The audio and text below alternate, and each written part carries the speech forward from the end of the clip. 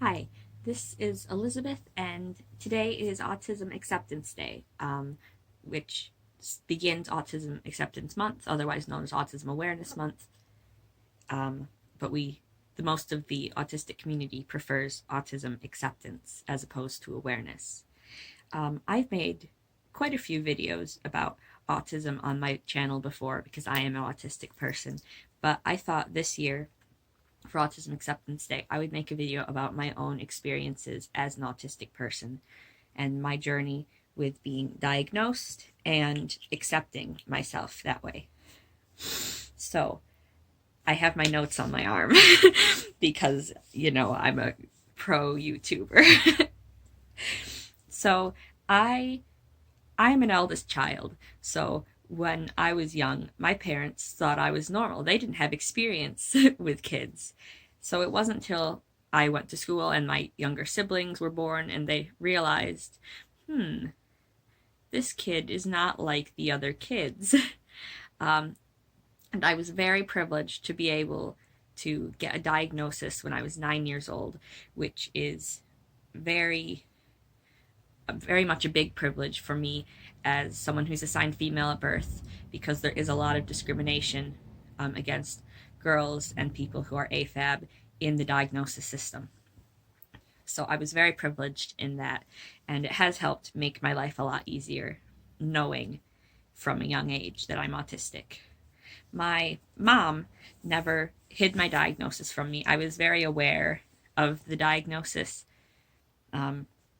even from, like, I knew what we were talking to the psychiatrist about. I don't remember most of the actual initial diagnosis process, though. Um, so I knew I was autistic from then on. Kitty. Um, in school, I was able to obtain a 504 plan, which is an accommodation plan for disabled students.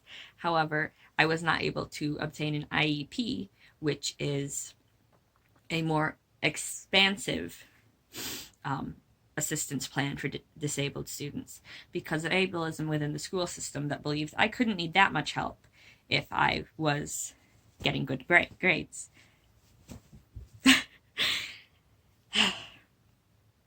Although I definitely did. And if I'd had an IEP, a lot of things probably would have been a lot less bad. I'm not going to say easier necessarily, but less bad, because my experience in school was very bad. I was bullied a lot throughout middle school and when I was still in public high school. So I began masking my autistic traits, except I didn't know how to mask my autistic traits. And I still don't necessarily know how people do that. So my way of masking was just being very aggressive and putting on a very hard exterior so that I thought people wouldn't want to bully me. I thought that if I was mean to them first, they would not be mean to me. And combined that with being autistic and not knowing when something I say is rude or blunt, I probably came across as a very, very mean person when I was younger, and that makes me really sad.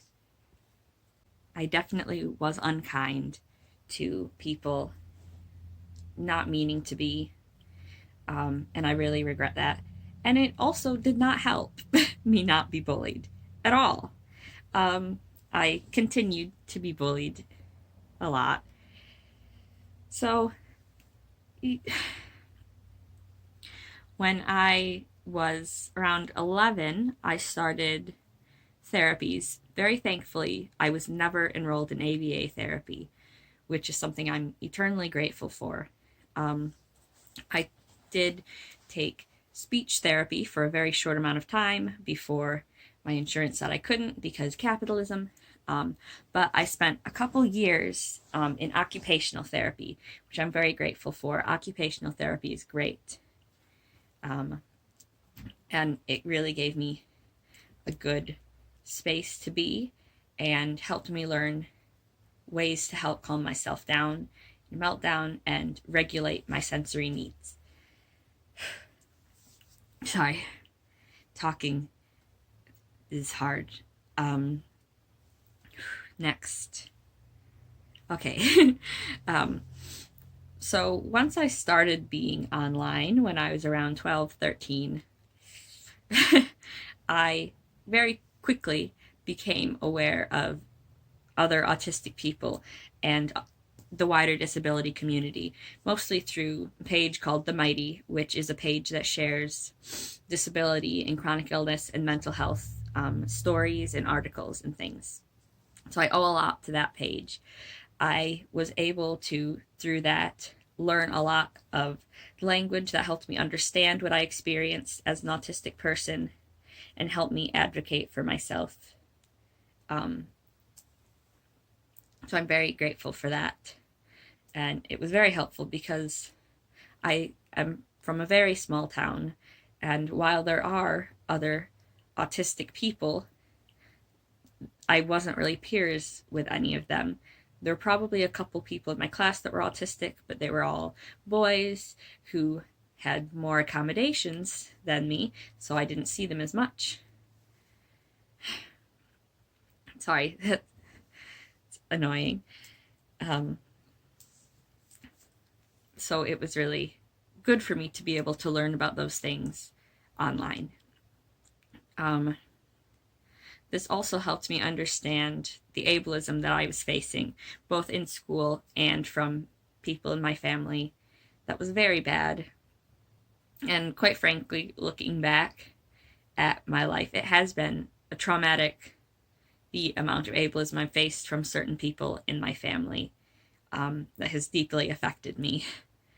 And because the other thing is, although I tried to mask at school, I didn't do it well. I never could try around my family or outside of school. Out in school, I was mean Liz. Outside of that, I was just me, and I couldn't help it. So I was always very visibly autistic outside of school, which, I can't elaborate further, but if you understand, you understand. So that was very, very hard. And then when I was 16, I started doing online school, which finally took me out of a very bad environment in one way.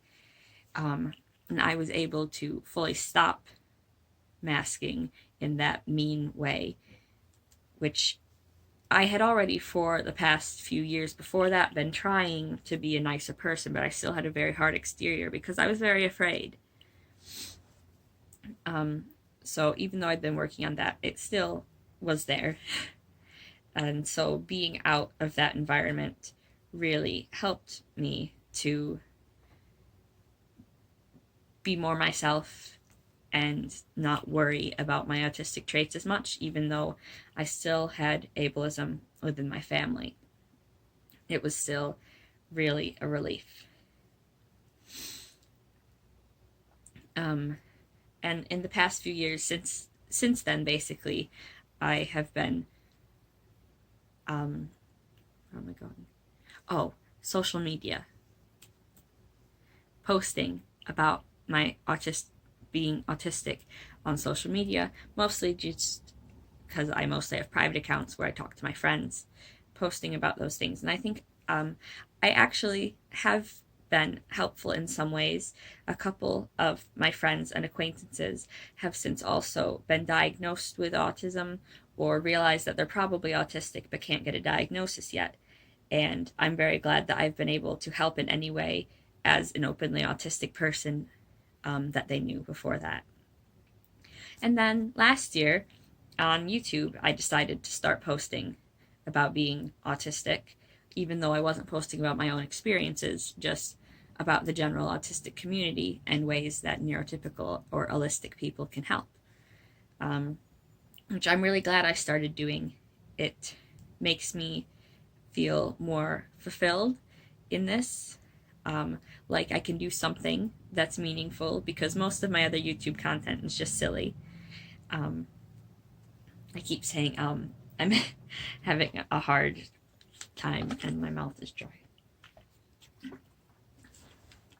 And so this is probably the most personal video I've ever uploaded, even though it was still very surface level. So I do hope that you liked it and that you learned anything at all. Thank you for watching. And have a very good Autism Acceptance Month. If you are not autistic, please do use this month to learn from actually autistic advocates and activists. Thank you. I'll see you later.